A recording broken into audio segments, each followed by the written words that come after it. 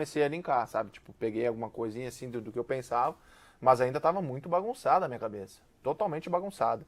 Tanto que, como eu citei, todo mundo me respeitou e com o passar dos dias, algumas coisas eu fui perguntando pros médicos, né? E os médicos foram me falando. Mas nunca nada agressivo, sabe? Fulano, ciclano, beltrano. Mas seus pais não tinham te contado? Não, não, Você não. acordou e você olhou. Como é que é? Como é que é voltar de um coma? É uma Ah, pergunta cara, que eu nunca eu não- soube a resposta.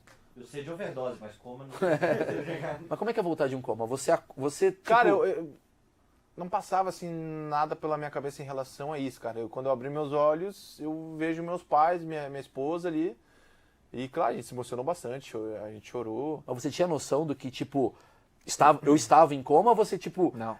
É uma coisa. Não. É como se eu dormi e acordei e tá em 2000 e tal. É meio que isso. Exatamente. É um pesadelo. Os meus pais e minha esposa chegaram um dia antes. Aí eles foram até. Eu ainda tava no coma, né? Tava no coma induzido ainda. Eles chegaram no meu quarto. Né? Entrou um por um, né? Na verdade. O primeiro quem entrou foi a minha mãe. Ela falou comigo, né? E aí depois entrou a minha esposa, meu pai foi o último. Entrou a minha esposa. E quando ela entrou, ela falou comigo. E aí ela falou, tipo, meu amor, eu tô aqui. E tu tá me ouvindo, tu sabe que sou eu.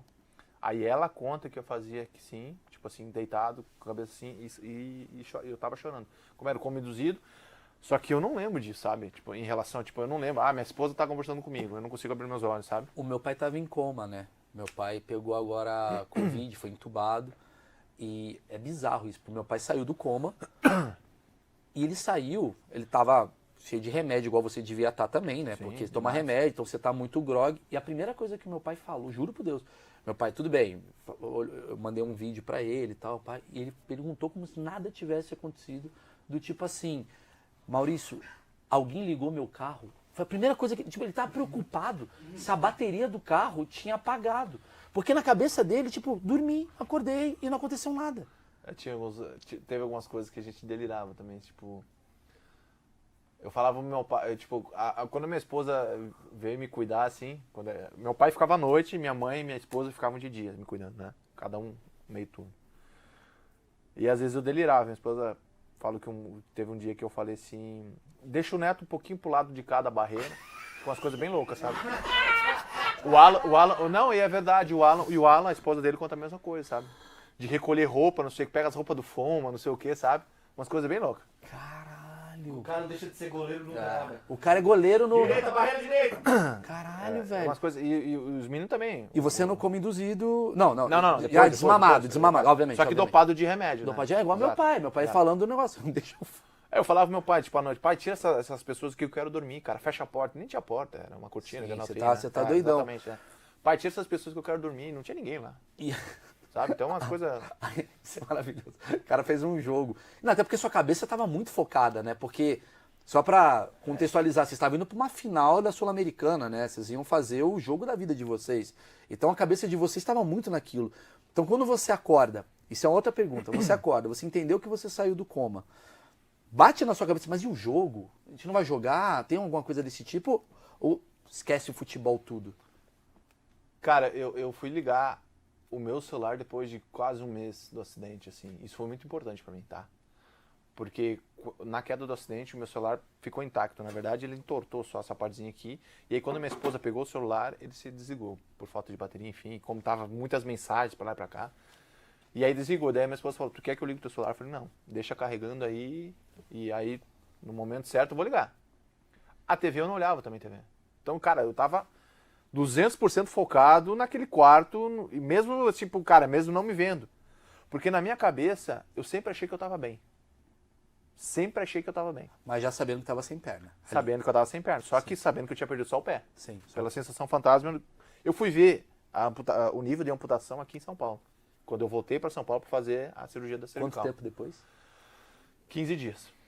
Então até ali foi, vamos lá, timeline do que a gente tá falando. O médico chegou e falou assim, você perdeu a... Ó, caiu um avião, já falou, seus companheiros morreram. Tipo, ele falou assim, tu perdeu todos os seus companheiros e tu perdeu a perna, não vai poder mais jogar futebol.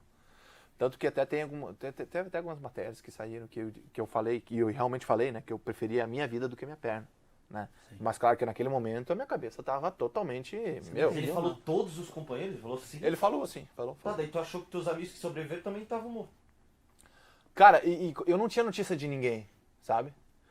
E eu não queria ficar pensando muito. Eu chorava bastante, todo dia chorava, Lógico, sabe? E tanto que lá na Colômbia até teve... como que... A imprensa não teve notícias e informações dos sobreviventes dentro do hospital. Isso foi muito bom. Tá. Diferente do Brasil, já ter lá, mano. E aí fazer fama. teve até uma matéria, uma matéria que falaram que eu tinha me suicidado dentro do hospital com um lençol, Então tinha me é ruim. enforcado, Galera, porque se vocês acharem, se vocês pesquisarem, vocês vão ver. Que eu não aceitava a minha amputação, sabe? Que eu não aceitava essa minha nova vida. Que escreve essas coisas, né? Então, cara, e aí porque todo final de dia tinha uma coletiva com os médicos colombianos e os médicos brasileiros para atualizar toda a imprensa, o que estava acontecendo. E aí lançaram essa idiotice aí. E aí no final do dia, tipo, toda a imprensa esperando, pô, vamos falar do falecimento do Foma, né?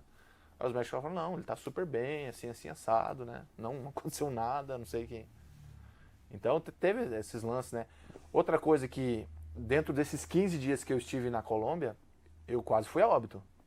Porque eu peguei uma infecção generalizada, me entubaram novamente. Como a gente caiu no meio do barro.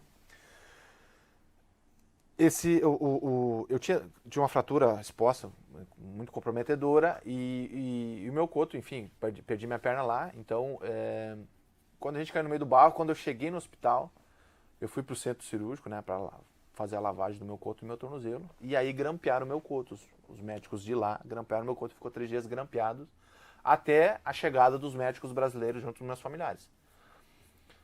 E quando os médicos brasileiros chegaram, foram ver cada sobrevivente, quando chegaram para me ver, olharam e meu coto estava podre. Abriram, estava podre. E aí começou a escurecer minha perna, começou, né, a subir essa infecção. Cortaram mais 4 centímetros, né? E aí falaram que se dentro de 48 horas eu não fosse melhorar, iam amputar acima do joelho para poder salvar minha vida. Tanto que mandaram meus familiares pro hotel novamente, né? Não puderam ficar nesses 2 dias comigo lá dentro do quarto. E eu fiquei entubado e só com o acompanhamento dos médicos e dos enfermeiros lá. E aí, graças a Deus, eu respondi muito bem aos medicamentos e acabei melhorando, né? Não foi preciso, né, amputar mais a minha perna. E dali eu fui só melhorando. Tipo, eu fiquei 15 dias na Colômbia, eu fui 12 vezes, no mínimo, pro bloco cirúrgico, porque eu não falhava nem um dia. Eu ia pro bloco cirúrgico para fazer a lavagem do meu coto e do meu tornozelo, justamente por causa dessa... E tua cabeça, nenhum momento pensando assim, tipo, obviamente você tá pensando em sobreviver ali naquele momento, mas sua cabeça não tava tipo, o que tá acontecendo? Tipo, as informações não chegavam para você, evitavam chegar a informação para você? Evitavam muito, assim, pra gente.